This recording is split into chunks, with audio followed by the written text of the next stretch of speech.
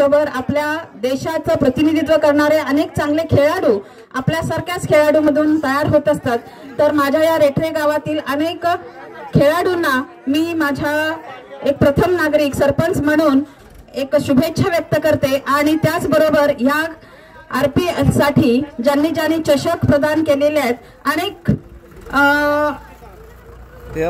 गोष्टीसाठी ज्यांनी योगदान दिलेलं आहे। खरं तर मॅन ऑफ द सिरीज असेल, उत्कृष्ट फिल्डर असेल, उत्कृष्ट बॅट्समन असेल, उत्कृष्ट बॉलर असेल, मॅन ऑफ द मॅच, सर्वोत्कृष्ट युवा खेळाडू, असे अनेक आपल्याला त्याच्यामध्ये बक्षिसं ठेवलेली दिसत आहेत। आणि उत्कृष्ट पद्धतीनं बॅटिंग, बॉलिंग, फिल्डिंग आणि खिलाडू वृत्तीनं आपण सर्वजण येत्या 3 दिवसांमध्ये आपल्या खेळाचं प्रदर्शन कराल अशी मी आशा व्यक्त करते। आणि परत एकदा सर्वांनाच खरं तर खेळामुळं गावाची एकी दिसते आणि याच खेळामुळं खिलाडू वृत्ती विकसित होते।